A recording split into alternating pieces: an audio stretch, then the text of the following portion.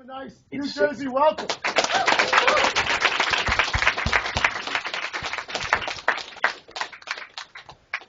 Can you hear me, Professor Lombardi? I can hear you just fine. How about me? Good, perfect. Can everybody hear him? Yeah. Okay. So, hi, I'm Jason. I kind of put this together. So, your brothers gave you a nice introduction. Unfortunately, you missed it. It was great. The $5 went a long way, Doug. So, I guess we'll just get right into it. So, Vinny, you sent in the first question, so if you want to start us off. Okay. So, everybody, when you ask a question, just come sit down here, and you can see yourself in the corner. Just set yourself down. We have an unusual room configuration, Doug, but it's jammed to the rafters, so we'll just move people out in front of the screen as they're ready to talk. Okay. Hi, Doug.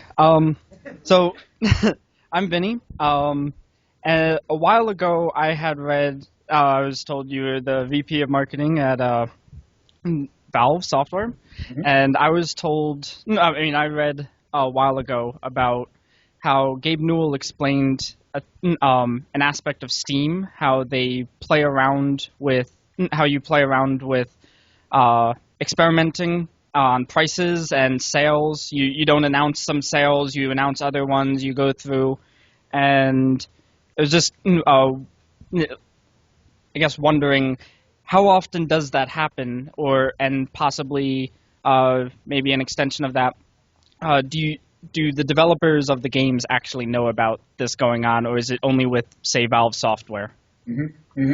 So, bunch of good questions there. It was an interesting theory that we had when we started Steam, even before we started Steam, that the pricing model for games was busted, right? It sort of locked you up in this jail of saying, to sell a game, it's got to be X amount of hours of gameplay, this many levels if it's a level-based game, etc.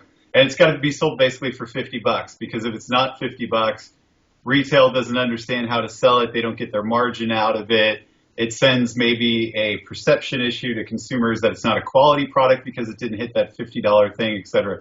So we got stuck in this standard that was really sort of an extension of games being sold through retail. And when we started doing Steam, one of the things that we said was this should enable all kinds of different products, product categories, and product pricing. So early on, we saw sort of this phenomenon of games like Audio Surf and Red Orchestra and some of the early games that came on Steam that sort of created the new price point or helped identify this sub-$20 price point for a lot of games, and has been a great boon for guys making indie games that don't have the budget to build 15, 20 hours of gameplay, but they have a great idea and they want to get it out there. And if they can make some money off their early work, then they can go make the big $50 game later, right? And they can get bootstrapped that way. So we kind of knew that going in. What we didn't know was that sort of this pricing elasticity model that would develop from online distribution, which sort of leads to sales, right? In the old days, in the retail days, again, you'd start at that $50 model for the big game. It cost a bunch of money, all the barriers to entry that came with that. And then over time, you would price reduce. And basically, you would start it off as a sale, but after the sale, the price would really go that way. So the sale was just sort of this bogus promotional moment that happened during the price lowering of the life cycle of the product. So you'd start at 50 would be very common, then you'd move to $40, and then you'd move to $20, and then you'd be in the bargain bin at $10. And it was always moving this way. When we first, got a couple products on Steam, we were sitting in the room and it was Christmas time, and a couple of us said, maybe we should try having a holiday sale. So we put a couple of our own titles, because we had like 2 days to the holidays. We put a couple of our titles on sale, like 20% off across the board or something like that. And then we put them back to the price they were at before. And it sounds like no big deal today, especially to you guys who have sort of grown up in the post-Steam and Xbox Live world. But in the old days, like returning to the regular price was kind of a radical notion. And what we found was there was this great spike during the holiday sale, but after the sale, the new plateau was actually higher than where it was before the sale. So the sale worked as a promotional effort and an audience driver that helped sales of the product thereafter. And so we said, wait a minute, there's something to this. So we started testing it with all kinds of things. obviously the Christmas sales become an institution. We had a horror game called Left 4 Dead in 2008, and that came out in the holidays. And 2009, we're coming up on Valentine's Day, and everybody knows the cliche of My Bloody Valentine. And we said, hey, why don't we put Left 4 Dead and all the horror zombie games on sale for My Bloody Valentine? And the same thing started happening.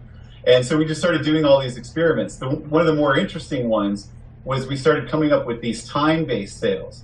So put something on sale. I think it was Team Fortress 2 we put on sale before it was free to play for like an hour for $1. And people totally dug it, and sales went crazy. Everybody found it really fast, which you would expect to happen in the connected world. And then again, sales of TF afterwards were up once it went back to its normal price by a bunch. And so then we just started, talking to other third parties that were on the platform and showing them the data, that we shared with the press and everybody else about what we were finding. And they started experimenting with it, and they started coming up with new ideas for sales and promotions. And so it's grown into something that literally every day, I think by this point, something is going on Steam that's for sale and has sort of a time-based game sort of element to it, or a do this and get this other thing, or there's all kinds of these weird mixing and matchings that we can do in real time. And what's great about it is we can come up with the idea and basically deploy it the next day, or even later that same day if we come up with it in the morning and we stay late that night. But in the old days, executing a sale took weeks to get all your retailers lined up and to go around all the stores and change the price tags and the stickers on all those boxes, and it was manual, and it was really, really hard. Now we can send a phone call or an email to Bethesda or whatever, and Skyrim can be on sale tomorrow as part of some special promotion that's going on. So it's super awesome, it's super powerful, and it's something that's been enabled by this online platform and some of the freedoms and flexibilities that comes with it. And I think the last part of the question is, do we involve the developers? Yeah, we always do. They're their products, and we want them to be involved in these things. And as I say, some of the really great ones come up with even better ideas for sales and sort of the gimmicky, gamey parts that go on around the sales that make them more interesting than just 25% off this weekend, right? Anybody can do those. Thank you very much. You bet.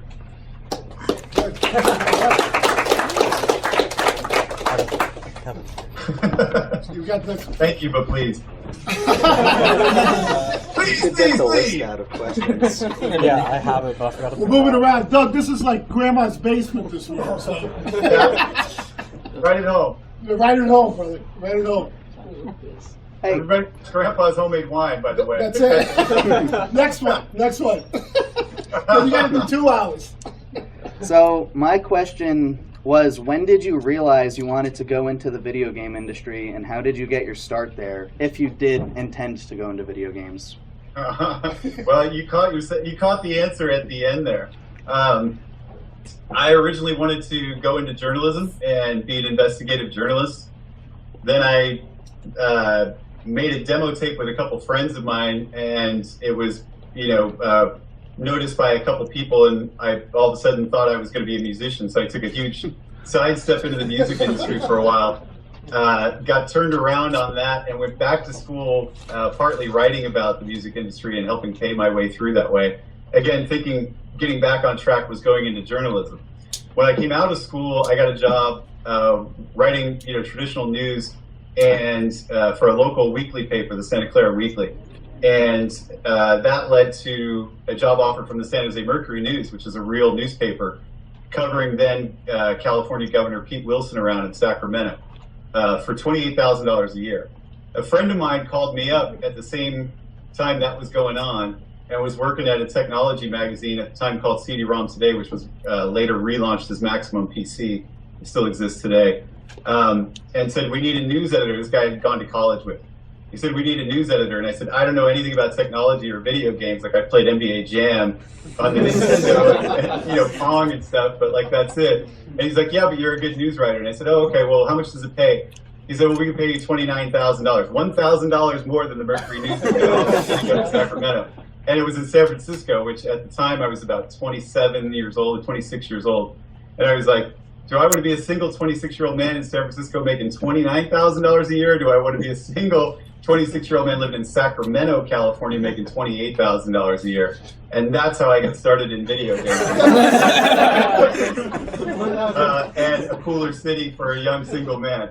And that really was how I got into it. And it was about writing and journalism. And, you know, it was a national magazine. So all those things were wins for somebody who had, you know, gone to school for journalism, dropped out, gone back, and put himself through a state school. And then one thing just led to another. After being there for a while and launching Maximum PC, I went over to CNET and was one of their original editors for a couple of years. Then I met my wife, who was my girlfriend at the time, who was doing PR and marketing in the games industry, and I realized she was making twice as much as I was, so again, the dollars were talking. And I said, this journalism thing is good and has all these great virtues of it, but it's not really helping my bank account right now. So I managed to get a job at Sierra Online in their marketing department, and I picked up 2 titles from 2 no-name developers, Half-Life from this group of crazy ex-Microsoft guys called Val, and Homeworld from these crazy young British-Canadian kids who called themselves Relic. Launched both those titles, got a job opportunity from Microsoft as a result of that success. Went over to tell Gabe that I was quitting Sierra and I wouldn't be his product manager anymore. He locked me in his office for 2 hours and told me why I wanted to come to Valve instead of go to Microsoft. And nothing's changed. So that's my life story. Thank you very much.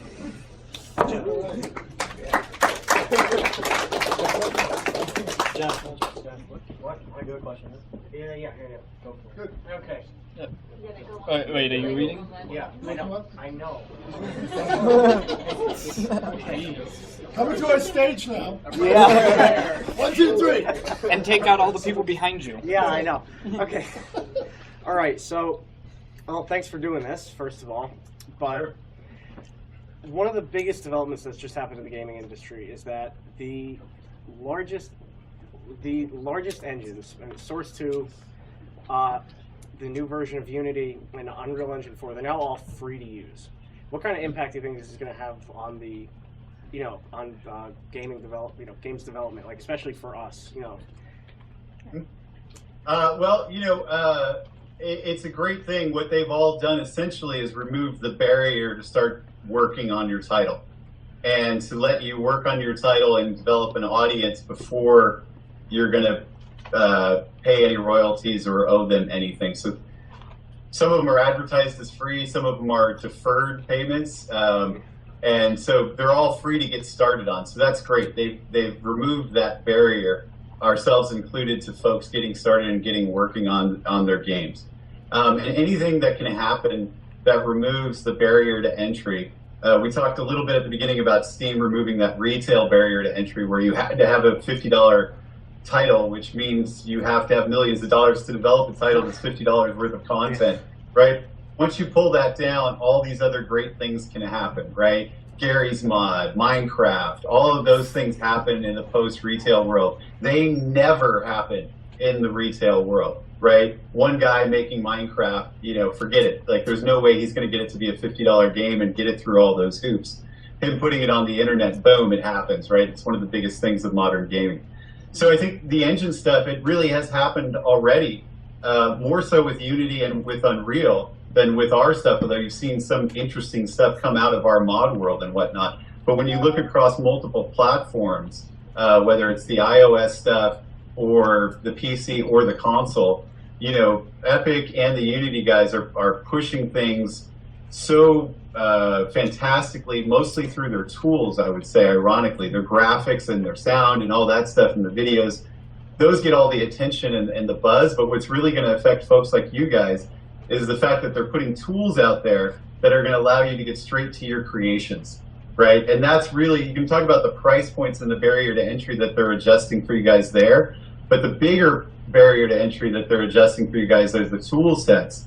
And as the community, as they figure out more and more ways for the community to extend the UGC, the user-generated content philosophy to their engine bases and to their tool sets, that's going to even further help you guys because there's going to be all these great plugins, texture libraries, model libraries, all that stuff that'll start becoming, hopefully, developed in concert with everyone, sort of crowdsourced, if you will, through user-generated content or UGC.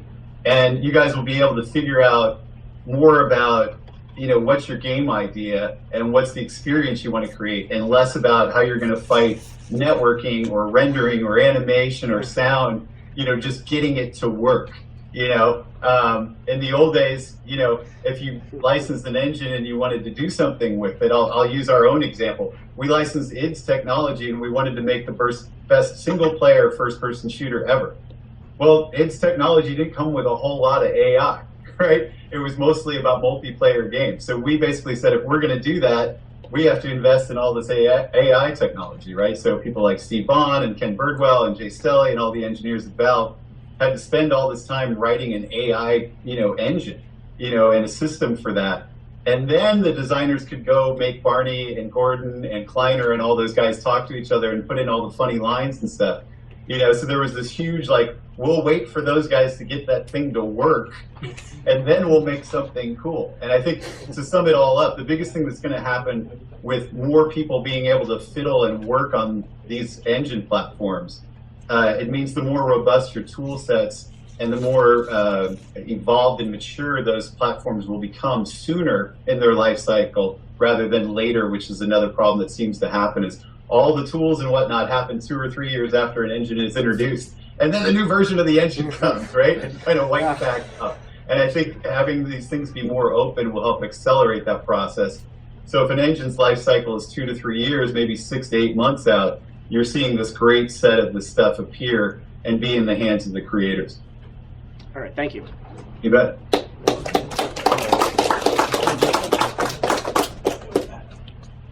Hello. Hello. All right, so a bit of a different question. I was wondering how the workplace environment at Valve differed from other places you've worked.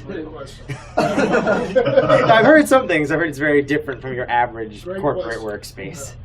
It is. It is. One of the philosophies that Gabe brought from the beginning was that it was going to be a group of super high-functioning, self-motivated, self-organized individuals.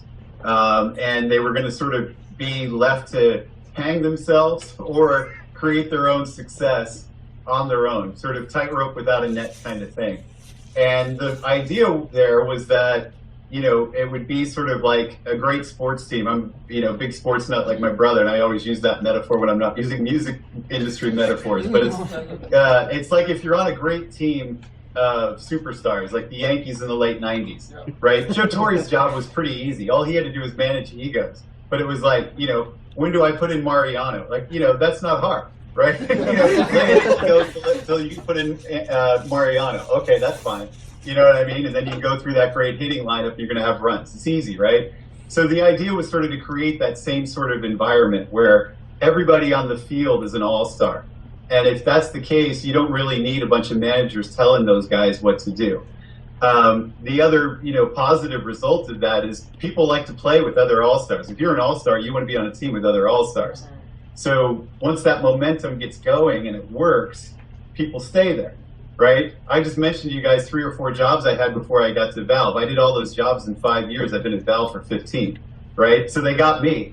Like it or not, they got me, right? And a lot of those other guys that I just mentioned that we're working on have Ken Birdwell, Jay Stelly, Jan Bernier, Robin Walker, all those guys, Eric Johnson, they are all still there, and that's one of those things that is powerful about it, but also makes us stronger because we have that continuity of projects, right? When we go to work on Dota, we can say, hey, remember when we did Counter-Strike? This feels like Counter-Strike, So EJ comes into my office and says, we're going to Gamescom, we're going to show the game off for the first time. I kind of want to do this tournament thing. And I'm like, okay, what's the big idea? He said, I want to give away $1 million to the winner. He's like, that seems crazy, right? And I said, well, if we think about it, we look back at Counter-Strike, all the commercial advertising we did for Counter-Strike was worthless. And I just spent $10 million on Portal 2's American television campaign. I'm not going to buy American TV for Dota. here's $10 million. Go put on a tournament and give away $1 million, and we'll have money left over for next year. Call it your advertising budget, right? And so we're able to make that decision, before we go to lunch one day. Just because we didn't want to That's how the International was born, But we were able to do it based on the fact that he and I, back in November of 1999 or whatever, we did Counter-Strike together. We brought it from the mod world to the commercial world, and we were able to leverage that experience, not only that we had in the industry, but that we had in the industry together. So that's some of the things that Valve's sort of culture, produces on the positive side. Having said that, there's a couple things that are, key to look at. Some people really like structure, Some people drive the same way to work every day, and they love that. Myself, I'm always looking for the different way, or the shorter way, or the scenic way, or whatever, you know what I mean? And looking for a good radio station while I'm doing that. So being at Valve works for me. For the guy who likes to go to the same day and listen to the same CD every morning, Valve's not going to work for that individual.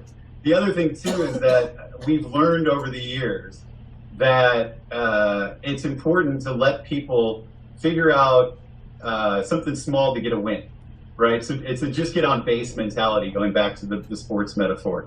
Rather than coming in and saying, you're new to Valve in this crazy culture, we're going to put you in charge of the company's biggest project at the moment, right? We say, hey, why don't you, if you're an animator or whatever, why don't you go check in with some guys doing some animation stuff and see if there's something you can work on for a couple months and just get your feet wet.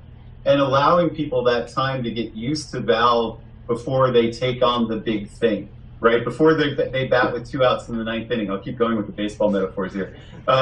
We just sort of let them get on, in the 2nd inning before, any runs have been scored or anything's up. Just go up there and take a couple rips. You know what I mean? Don't make their first appearance, game 7, 9th inning kind of thing. That's crazy. The other thing we've learned, too, is that contracting is a great way to sort of do a live audition with people. So a lot of the technology industry employees come from all over the world because there's not enough great programs like the ones you're attending to pull people from just here in the States. So we recruit people from Argentina, from Scandinavia, you name it, we've recruited from there. And before we root these people out of the country and put them through the INS system and drop them in this culture that's pretty different, we found a great thing to do is to maybe contract with them for 6 months and give them that smaller project to work on, fly them out to Valve a couple times so they can meet with us and spend a few days in the office. And then you have a lot better idea as to whether or not, the success ratio, where is it going to be? Vegas can make better odds at that point than they can just from a resume and a day of interviews. So those are some things about our culture that we've learned, on the positive as well as sort of, I don't want to say on the negative side, but sort of on the, some of the things that came out of beta testing the system, if you will. Thank you so much. You bet. You had one. Yeah, I'll get you one. Oh yeah. Oh, Jason wants to do one. So we had a bunch more questions on the list that we kind of pre-compiled. So since there's so many people here, I just want to open it up now. So anybody who has any questions, even if you're not on the list, you can come forward and ask a question. Frank, come on up. Hey, Doug, Frank's here. Frank the caller. All right. Yeah. Good. Frank, tell me about your new game. Which one? Oh, attaboy. Yes. You know him, Professor Lombardi. I'm good. There you go. Nice to see you in person.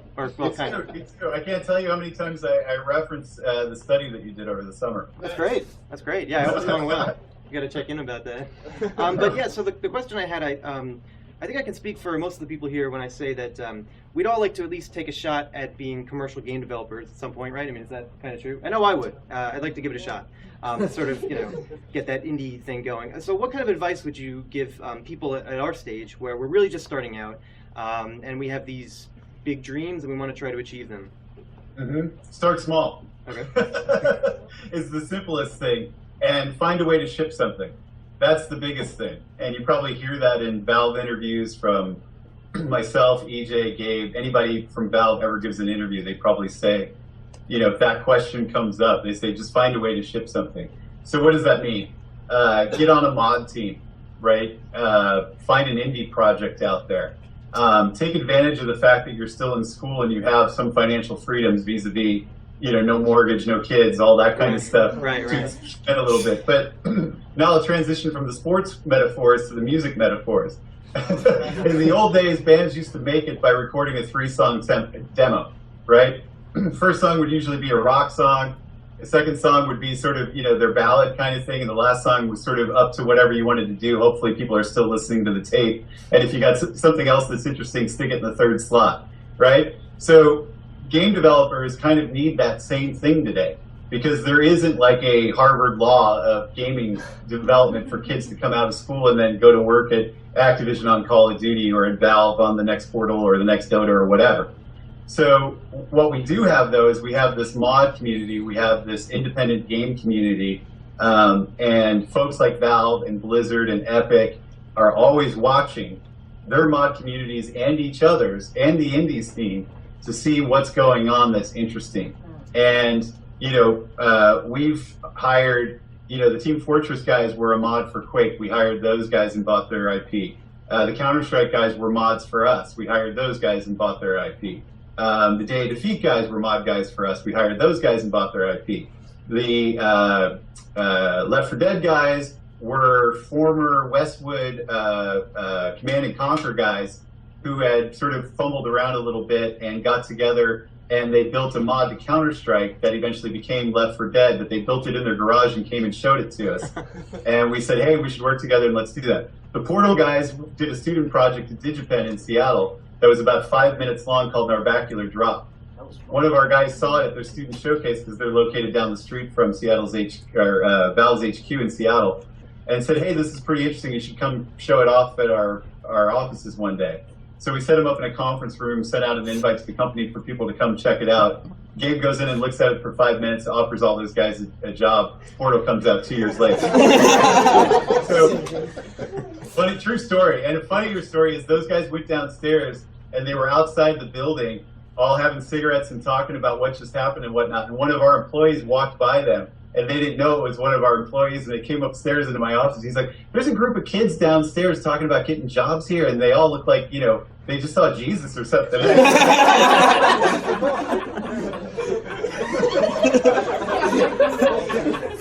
So it's a pretty good moment, and some of the most special times at Valve are when you get to make people's careers come together like that, right? That was a cool moment, but actually shipping Portal and taking those guys to the GDC Awards and having them win Game of the Year, that was the real moment, right? Because that's when their dreams came true. They made that thing. Getting the job is the opportunity to make that thing, but actually delivering it is where it's at. So find a mod team, find an indie team that needs any help at all. Just start shipping stuff. Down the road, maybe that mod will be the next Counter-Strike. You don't know.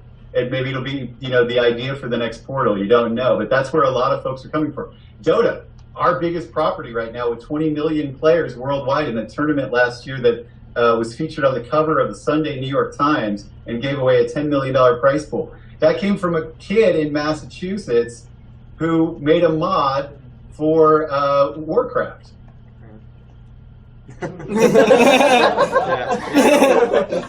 So, there's like 10 examples I just gave you of it, and I mean, it really, really works, and it's going to be more and more the future. I mean, look at Notch. Notch just got bought for $2 billion by Microsoft for building Minecraft, in some basement in Finland. All true stories. So it's start working on something, ship it.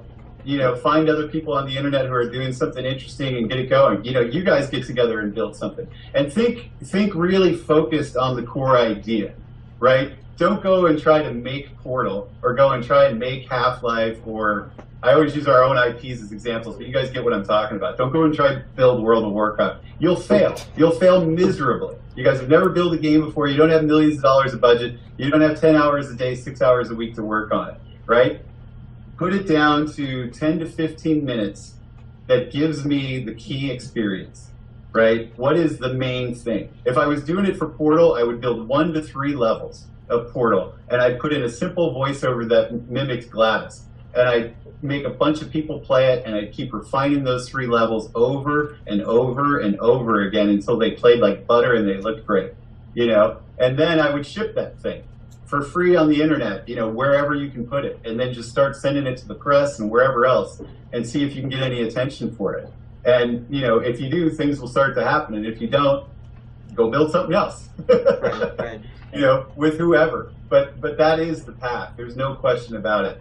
The other more staple way to try to get there is to take a first chair position working on the factory cranked out title.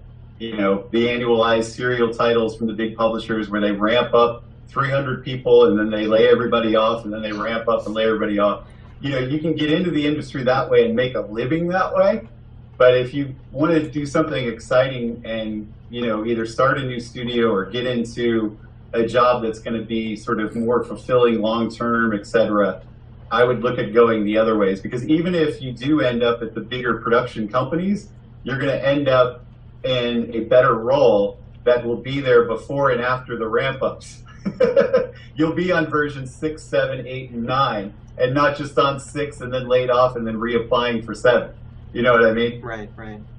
So. Right, great. Thank you very much. You bet.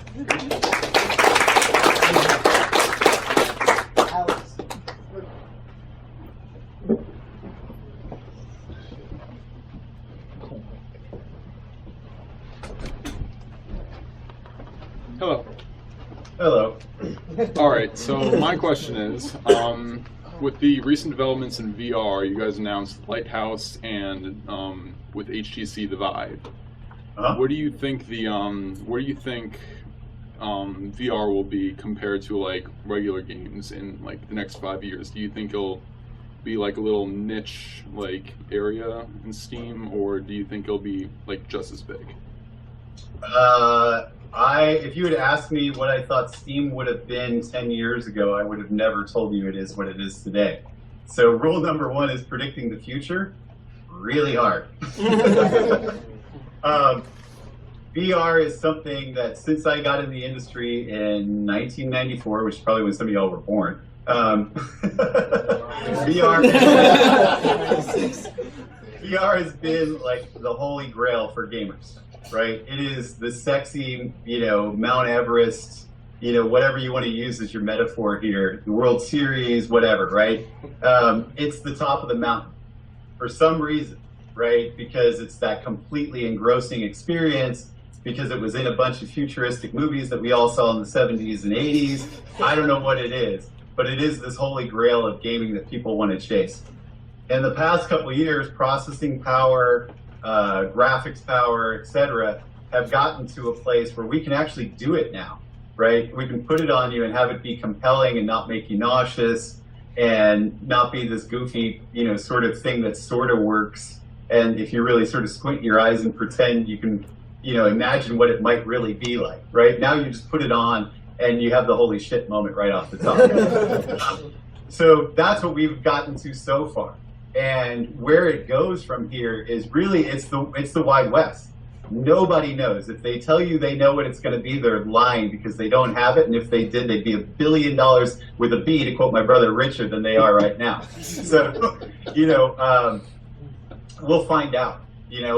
When 3D, my best analogy is when 3D acceleration came out in it was January '95. Everybody was pushing this, right? Microsoft was pushing it with a bunch of games that they had on the first version of Direct 3D, and Rendition had little demos, and 3D Effects had little demos. Those were the hardware companies at the time that were the NVIDIA and the AMDs of today, right? They had all these little demos and stuff, and everybody looked at it and said, I guess that looks better. I'm not really sure if that's going to catch on. It seems to make computers $300 more expensive. Computers are already too expensive. And then a year and a half or so, John Carmack released GL Quake, about 6 months after he released Quake. And it was a 3D accelerated version of it. And I can remember vividly, because I was at this time working at CNET, and I had a 3D effects card on my home machine at home. It was a compact computer that I had in my apartment on Guerrero and 16th in San Francisco. And I'd go out drinking with my buddies or whoever afterwards. We'd end up back at my apartment, and I would show them this game. I was like actively demoing this game to people after hours in my spare time. And I was like, look at this. This is the future of gaming. Like, look at these edges. Look at what he's got going here. This is a real world that people are going to want to spend time in. And then all of a sudden, boom, every game that came out had to have 3D accelerated, the checkbox on the system requirements, or else you weren't an in vogue game. It became a standard. It became a must-have for everybody to write to 3D acceleration. And back then it was a mess because you had OpenGL and D3D competing, and at times OpenGL was better and D3D got better, and they had this arms race. And every time a good game came out that really leveraged it, you had to go buy a new graphics card to run it. So there was this sort of nightmarish situation we were torturing consumers with as we went through those teething phases. So fast forward to VR. Do I think every game is going to move to VR and have that overnight sort of gold rush moment that 3D acceleration had? Probably not. But if you look at input and you look at HD, the in vogue of HD and television and monitors, and even our handheld devices are focusing on better display units all the time. You can see that there's a migration here to different devices, different form factors. And it'll be interesting to see how it plays out. Is it AR? Is it VR? Is it non-interactive? Is it interactive? Is it both? All of these are variables that we could discuss and hypothesize on, but until people start putting these apps out, and more importantly, until we start putting these headsets out, nobody's going to know. So for the next 6 to 3 years, and you guys will get to witness this probably for the first time in your adult life, it'll be sort of your 3D acceleration moment that I just described as mine. You'll get to see a really interesting piece of technology in your backyard, the gaming world, sort of evolve from this cool idea, expensive, kind of clunky, to being pretty affordable, pretty slick, pretty consumer ready, and whatever sort of the generation of applications or media that are going to be used for it, you'll see the really ugly versions, right? When gaming and monitors first came, or colored monitors first came out and stuff, we had all the FMV games, right? All the terrible digital picture games, and Sierra made a bunch of bad ones like that too, and there was Death Trap Dungeon, all that stuff was garbage, right? But everybody swore that live action video games were going to be the future, right? And it turns out, no, 3D is where it landed, right? So right now with VR, we're hearing a lot of people say, oh, it's going to be this, it's going to be that, it's definitely AR, it's definitely VR, and we're all just experimenting. Everybody wants it, that's clear. What is sort of that magic moment? What is Mario going to be in the VR world, right? Or what is, Mario was to Nintendo, what Counter-Strike was to Steam, as Halo was to the Xbox. What is it going to be for VR? Wait and see. Thank you so much. You bet.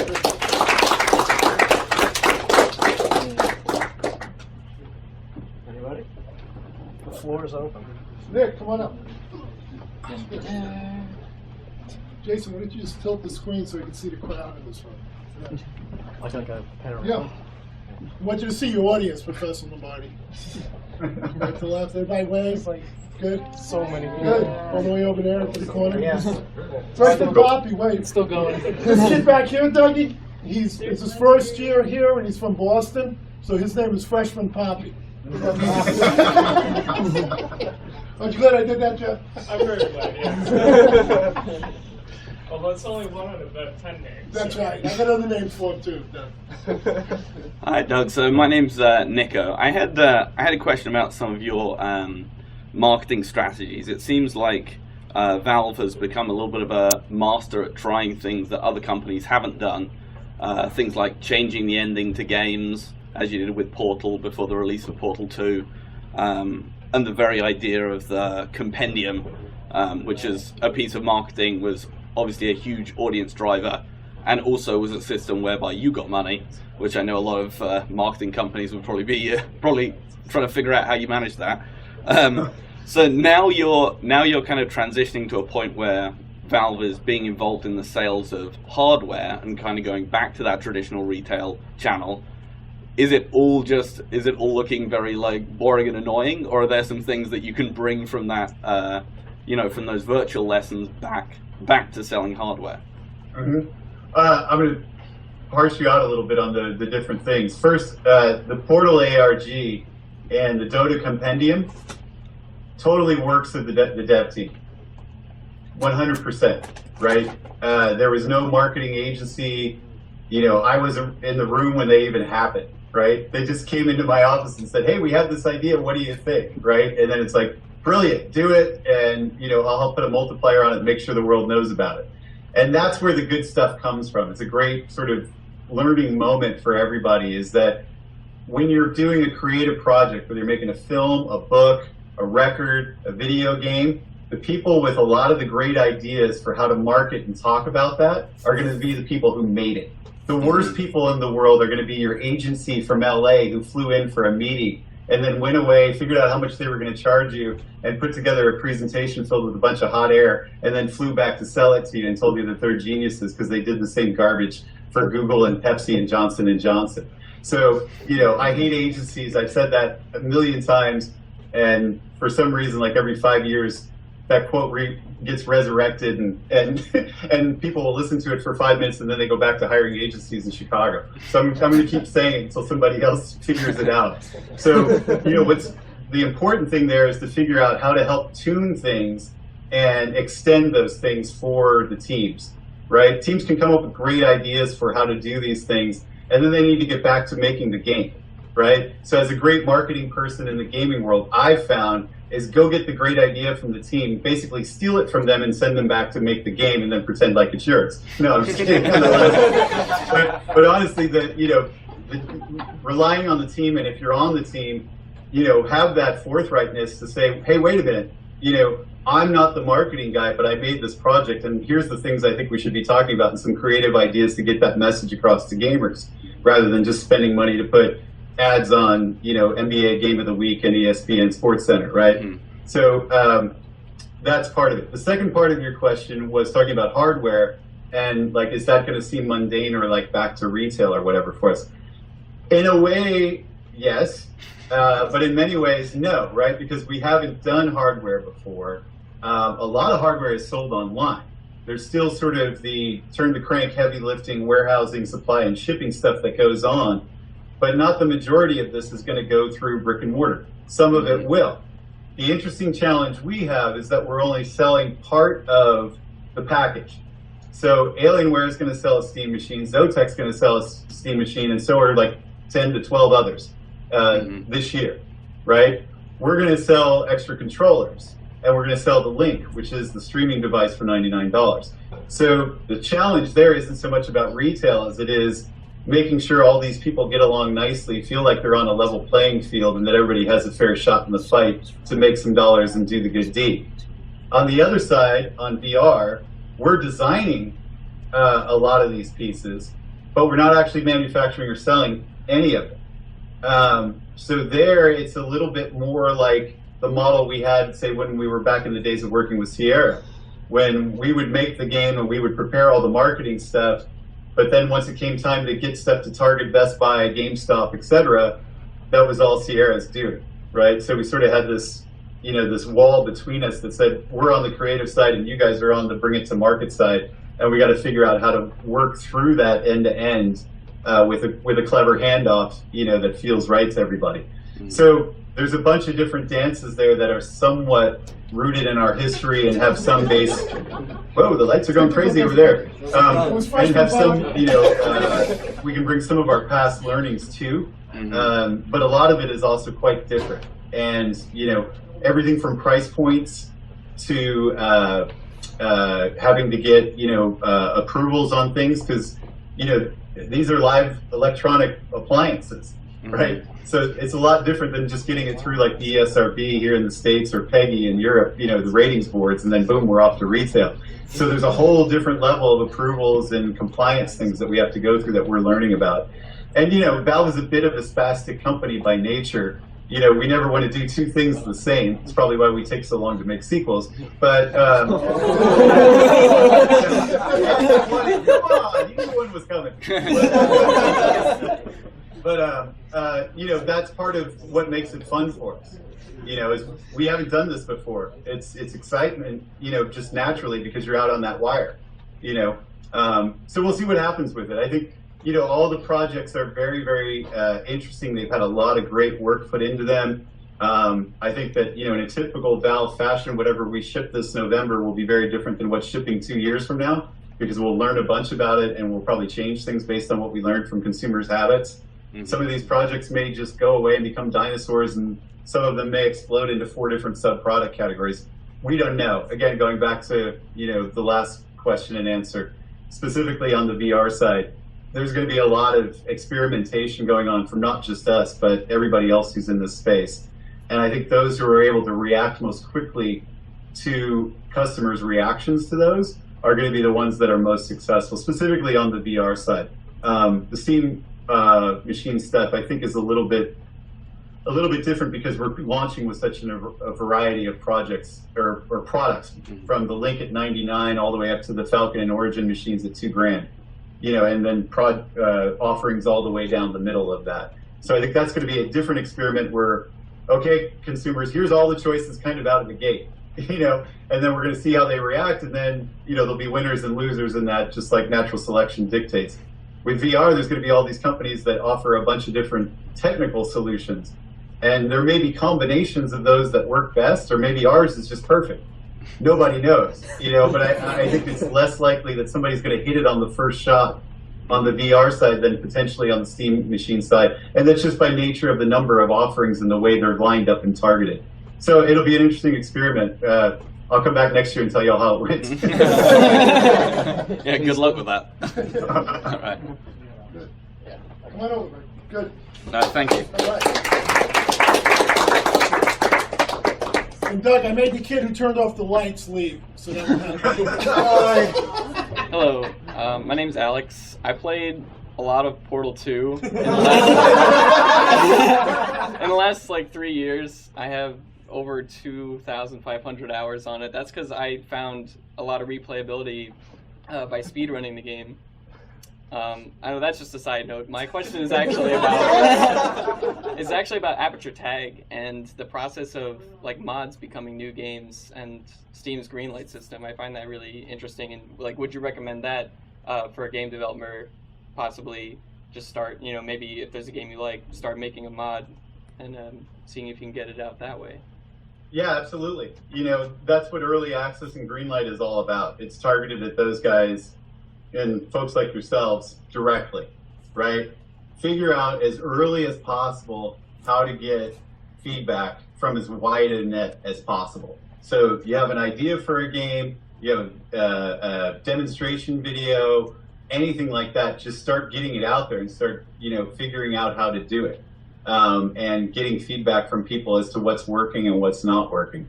All of that stuff can help you make a better game and run a better business. Right? If you're putting stuff out there for 3 months or whatever, and it's just not taking off whatsoever, you're going to have some data there as to what to do with the next 3 months of your life. Whereas in the old world, you would spend a year to 2 years making this thing before you could really get any critical mass of feedback from folks. So the other thing too is that, with early access, there's also a way to start monetizing your work once you have playable code. And that can be an incredibly powerful thing. I mean, Dota, I'd have to go back and look at the numbers, but Dota 2 had well over 2 million players before it came out of beta, paying customers, buying in-game items, that were offered in the beta period. So, today it's got 20 million players, actively playing and buying items in there, but a $2 million or 2 million person audience is enough to grow a business off of, right? Yeah, sure. So even during its beta, and obviously it had us behind it and all that other kind of stuff, we have home field advantage on Steam and all that other stuff. But it illustrates the thing that, during that game's beta, it got to 1/10 its size, and with 125 million people on Steam, there's a big pool for you to go after there and a big pool to get that feedback from. Hopefully we can find more things to do like that to help folks get started. But I think Greenlight is a great way to get started. It's a great way to get noticed. And it's also a great way to sort of recruit to a project. If you've got something up there, and it needs more people on the team, it is also a marketing avenue for your game, whether marketing means recruiting folks or, trying to get purchase intent out of customers. It can serve many different avenues for communication and sort of gathering whatever kind of attention you want to the project as early in the project as you can get collateral and or playable online. Yeah, one thing that actually worked for me was I got asked to do like bug testing or beta testing for the newer Portal mod. I think it's called Portal Stories Mel or something. So it, like because of Steam, they were able to go and locate me or like at least ask around for people to test out their game. Right. So you as a consumer or as a semi-pro Portal player. It's not a profession, right? It's more of a hobby than anything. Sounds like you're about to be pro. Pro means you're getting paid to play something. No, I haven't been paid to play it. Charity soon. Well, you're getting hired to test this for these guys and play this for these guys. So I did that one for free, but okay. Yeah. So, but the point is your player stats were exposed via Steam and gave you a status that got you recognized by other people in the community who were trying to build something. There you go. Right? Mm-hmm. So take that consumer experience that you had or that player experience that brought you onto a project and imagine yourself on the other side of that, which is then greenlight. Right? You're now the developer of this thing and you can expose yourself early on and garner players, testers, other team members, by leveraging that built-in community and using Steam as an interface for that. All right, thank you. And thanks for making such a great game. Portal 2 is like my favorite game. Eric and G. Well, all of those guys, yes. All those guys, because I only put it in a box and sent it to the stores. Right. Just a quick note before the next question. Alex mentioned that he plays a lot of Portal 2 and that he speedruns it. He actually has the world record for Portal 2 for the speedrun. Yeah, I do. Is that right? Yeah. Wow. Yeah. So you're a pro. Yeah, he is a pro. Be careful. Very good.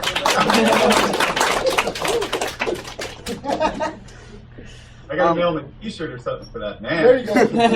I'll take care of it.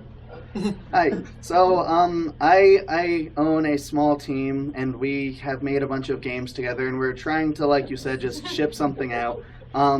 We have an app on Play Store right now, and we realize that's a good idea, but our strongest effort, or our worst area, is graphics. And so right now we are getting ready to start showcasing a game that one of our developers made in Unreal Engine, and I'm wondering, throughout this process, what we can do differently to kind of take our marketing strategy at a more advantageous route. So last time we had a beta testing period where we just gave the game out for free to anyone who wanted to try it for the longest time and said, play this and let us know. And now that game's finally more polished and getting there. But with this game, we're just about to start our first beta distribution. And I'm wondering, in your opinion, is it smart to kind of give out this free version in the beginning and say just go crazy with it? Or is it better to just kind of show content for a while until it's more, I guess, close to the final product? Well, it's kind of a loaded question. What is the business model for the game? I'm not sure if I understand. Is it free to play, or are you selling it as an title for $10? Well, the idea is no more than $1. We haven't decided if it's going to be free or not. It kind of depends how much more time we put into it, how much people like it, and stuff like that. So it's more about getting the game out there and getting it noticed than it is about the finances? Absolutely. Okay. So what I would do there is, if you have something that's playable, I would contact like the guys at Kotaku, Rock Paper Shotgun, one of the smaller sites like that. Polygon is another good one in that league. Sort of, they have notoriety, but they're not as big and busy as IGN or Eurogamer, or those are the two biggest. But go after some of the guys that look at more at indie games at those sites that are a little bit more in the mid-range, and send them a note and say, hey, I'm working on this game. It's an indie game. Blah blah blah. Would you guys be at all interested in taking a look at it? Nobody's seen it before. Make sure you say that, right? And then have a strategy. Once you get somebody on the hook, then have a strategy for how the public gets it, right? Because they're going to write about it and say, blah, blah, blah, I like this, I didn't like that. And you can check it out. You fill in the blank, right? So you can check it out this weekend, blah, blah, blah, whatever it's going to be. And going back to the very beginning, or one of the first questions, having stuff that's time-based or people-based, person number-based or whatever, is always going to get you a better reaction, right? There has to be, I got in the special club. I got in beta 1, right? Counter-Strike players will tell you what beta they came in on if they came out before the first.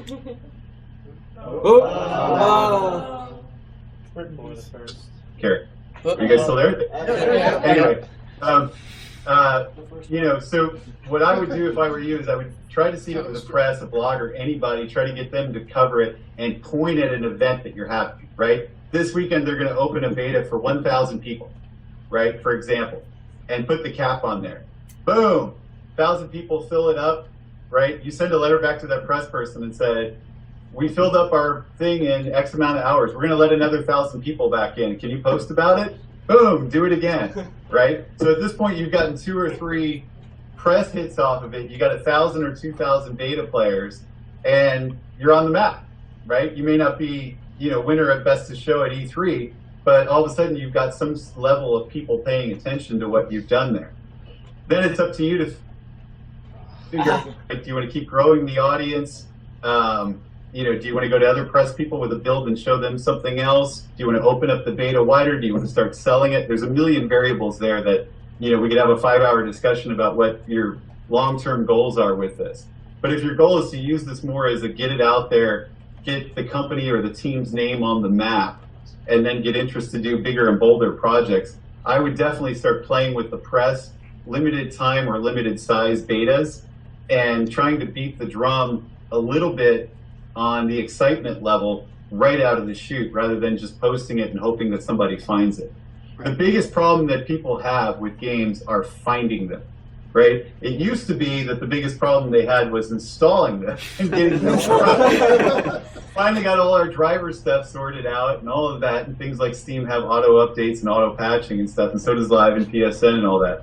So we've stopped challenging people to figure out how to get the game they want to play to run. The problem we still have, and is getting worse, is helping people find your game or the game that they want to play. Because there's so many games coming out. Steam is like this electric fire hose shooting games at people every day, right? And the average person logs into Steam a couple times a month and says, what do I want to play, you know, and this, you know, hose is shooting 3 pieces that they haven't heard about yet at them. And unless Call of Duty or Madden or one of our titles hits them across the face, you know, they don't know what to do with these other games, right? And so you got to figure out a way for them to show up at Steam with something either in the back of their head or the front of their head or wherever the channel is that they're getting your game, saying, oh yeah, I've heard about that. I saw an article on that. My friend was in that beta. They need another thing to identify, because just you on a listing with nothing else associated with it, just going to keep on scrolling, baby. Keep on scrolling. All right. Thank you very much.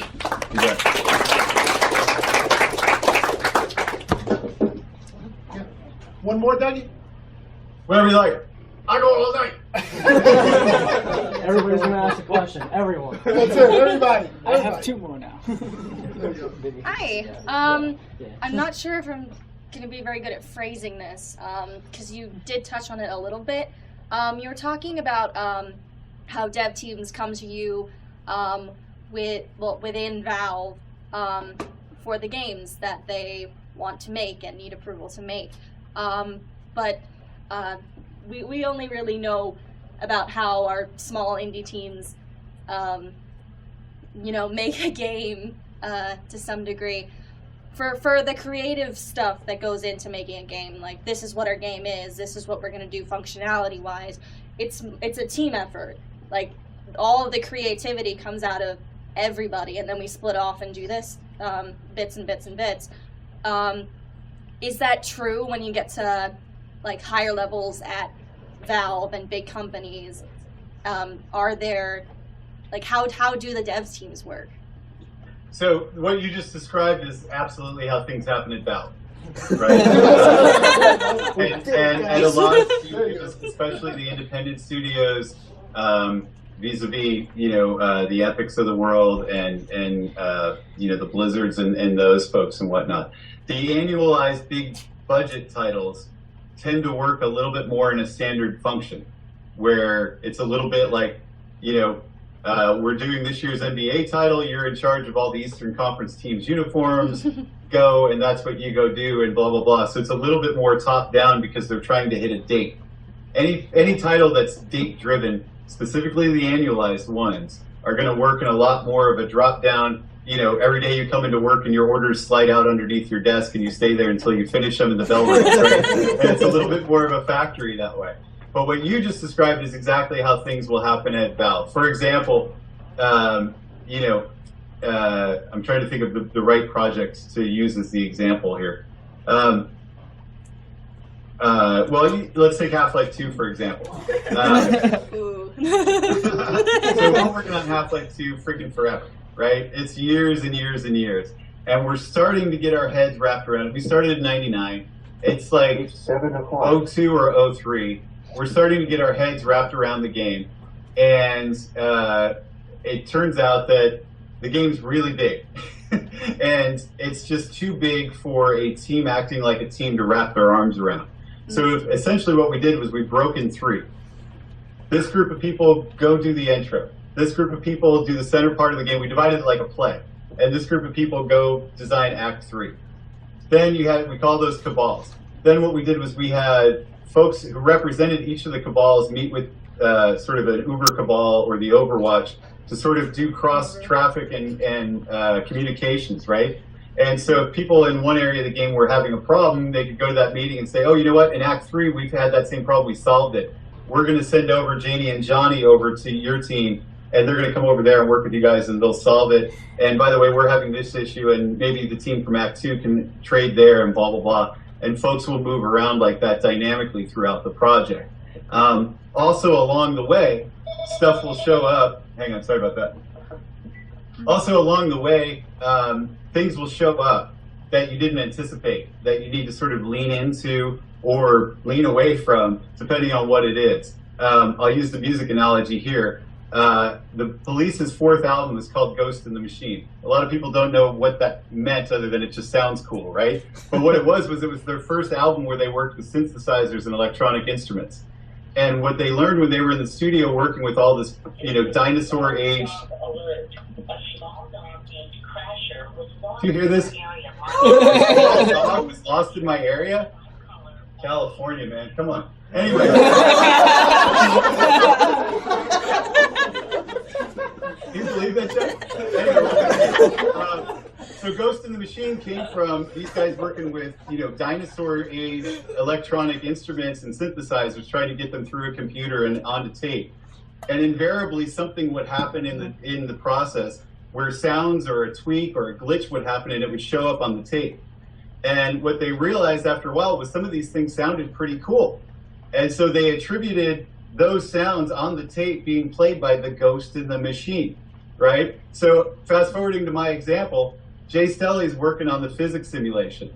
And we had originally planned to stick in the Ravenholm gameplay, which featured the physics gameplay. If you played Half-Life 2, throw in the little spike sauce and stuff like that around, was only going to be at the end of the game. He checked it into like a sandbox single level sort of, test bed and showed it to people, and everybody was like, drooling on the screen and fighting for the keyboard and the mouse because they wanted to play around with this stuff. So lean into that Ghost in the Machine. We grabbed that gameplay and moved it all the way to the beginning of the game. I think it was like 2 or 3 hours into the game. You got the gravity gun. And man, you held on to that gravity gun to the very end. And the first thing you wanted to do when episode 1 came out was find the gravity gun. So that was one of those sort of Ghost in the Machine like game design moments where not only did the team need to sort of divide but be fluid to actually finish the game, but we also found gameplay mechanics that we thought were going to be sort of, special seasoning turn out to be the steak and potatoes of the meal. And all those things will happen in real time. And a lot of times what makes and breaks the best teams are those characters and individuals on the team that can move around and sort of be sort of like the glue rather than just I'm sitting in this chair and this is what I do. And also for the team to have the freedom of saying, we've been working on all this stuff for years, but when Jay just checked in, I want to spend, some time getting that into this because it's going to make the overall experience that much better. And having the humility and sort of what have you to sort of, swallow your pride in everything you've built that you think is on its way to perfection and saying, all this isn't going to be as cool unless I grab what he just did and put it into my levels. right? And so it's that sharing and fluidity that's going to work best, I think, whenever you're doing something creative. Whether it's the police taking the computer glitches and leaning into them, or it's Valve taking the gravity gun and moving it closer to the beginning of the game in Half-Life 2. You know, that's part of the process when you're making something creative. And usually those best things happen in those moments. Okay, thank you. Thanks for waiting on me too, that was much. Yep, that's it. Alright, so it's after 9 now, so I guess we'll wrap it up there. It's after 10. After 10, sorry. After 7. So, thank you everybody for coming. Thank you, Doug, for doing this. It's great. And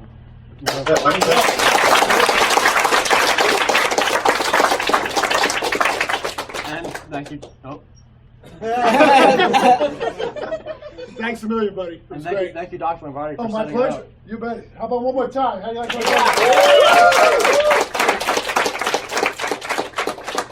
Come back out. We'll take you to Grimaldi's. Who's ready to go? Thanks so much, Doug. We really appreciate it, buddy. You bet, guys. My pleasure. Good luck to everybody. Thank you. Thank you. Bye-bye. There's